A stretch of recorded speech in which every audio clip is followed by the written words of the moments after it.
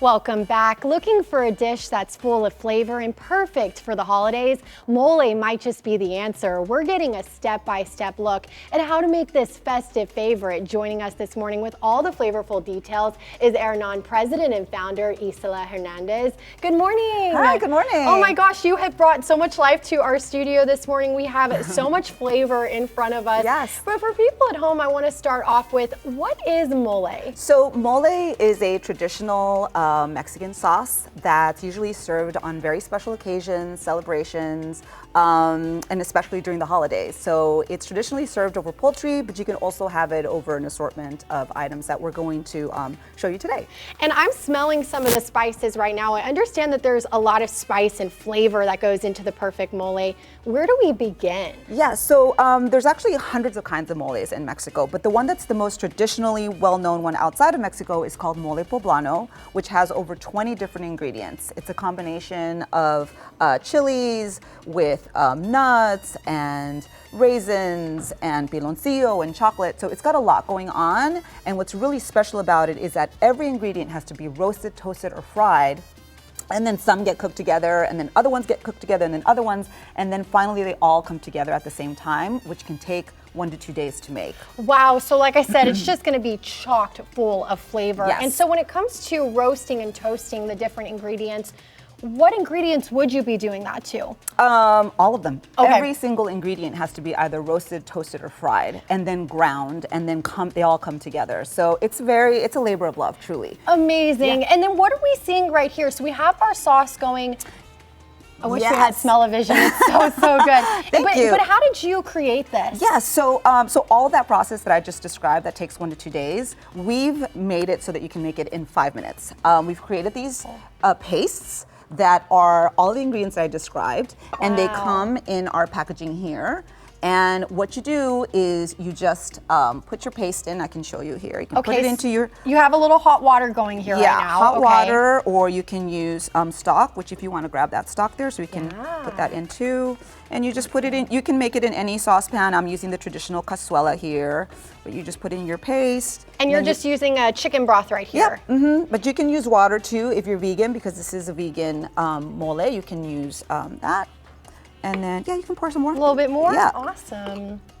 And so you just simmer this. It kind of breaks down after a couple of minutes over medium heat. You just stir and you simmer for about 5 minutes, and then it becomes this really lovely mole sauce that's ready to go. Wow. So what inspired you to make something so quick and easy for the people at home? Oh, wow. Well, so I grew up eating mole and a lot of Mexican food. I'm from the US-Mexico border, so this was something that was always around in my home, and I was aware of how long it took to prepare it. And so I wanted to create something and bring something to the US market that we could enjoy, that was authentic, that was traditional, but that fit into our busy schedules here in the US. So I work with a group of women in Mexico who create all of our products for us. I love that it's so close to home for you. And so for the people at home, what do you recommend adding this to? I understand we have some turkey over here. Yes, so the traditional mole poblano recipe, the first one was served with turkey, which we do have here, and you're welcome to pour some on that.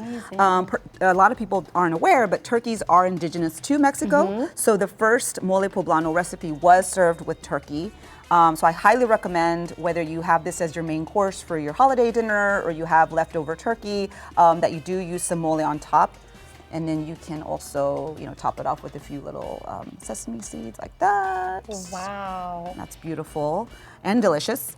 If you don't have time to make turkey, or if it's a little bit intimidating to make turkey, you can also do what we're recommending to a lot of people, which is just grab a rotisserie chicken from your local grocery store, and that's what we have here. Oh, very It's some fun. rotisserie chicken, and you can also pour the mole over that. Yeah. And so this is just if you're looking for something quick and easy. You already have Yes. that mole packet, so that will only take 5 minutes. And this chicken's already ready to roll. It's already ready to This roll. looks like the perfect gathering dish for maybe a group. Yeah. And you have this in just a few minutes. Yes. That is so convenient. Yes. And then what's your advice when it comes to leftovers and incorporating mole into that? Yeah, so a lot of people will be eating tamales this holiday season. Yes. Yes. I feel like you've already had some. So we definitely recommend using it with tamales. You can both actually use the mole as a filling, like these have mole as a filling, but you can also, when you have your leftover tamales, you can serve serve the mole over your tamal. So if you want to pour it over that. Ooh, yeah. I know a few people in the newsroom that are going to be wanting this Yeah. for sure. So you just reheat up your tamal, put some mole on top, and voila, there you go. There's a brand new meal. And Amazing. then a lot of people also will have leftover sweet potatoes or mashed potatoes, and we highly recommend, again, we have some mashed potatoes here. And then as I'm serving this, I understand that you've brought some really special hot chocolate today. Yes. What makes a Mexican hot chocolate? So Mexican hot chocolate is, look at how good that looks. Beautiful. I want to eat that now. During the break. Yes, during the break. So Mexican hot chocolate is made with Mexican cacao beans. So cacao is grown in Mexico. It's indigenous to Mexico. And so we have some cacao beans right here, actually. That's what they look like. So Beautiful. the cacao beans are grown there. They're harvested there. We ground them, and then we combine them with cinnamon in a stone grounding process. And if you see our chocolate here, you can see that it's got texture. Wow. And that's the texture that's created from the stone ground process. I love the little pattern and everything Yes. as well. So much detail in this whole display. Yes, thank Very you. Oh, nice. that's a little Mayan glyph because it is made in the Mayan region of Mexico in Chiapas. And then all you do is just put it in your pot, you dissolve it, and it melts, and voila, Mexican hot chocolate. Amazing. And for the people at home, like I said, you've made it so easy for us. People can actually get a hold of these packets in HEB, and you have a Yes. few markets as well. Yes. If people want to find you, how can they find more information and get a hold of all of this? Yes, so our website is HERNÁNmexico.com, so definitely come to our website. You'll also find other recipes there as well.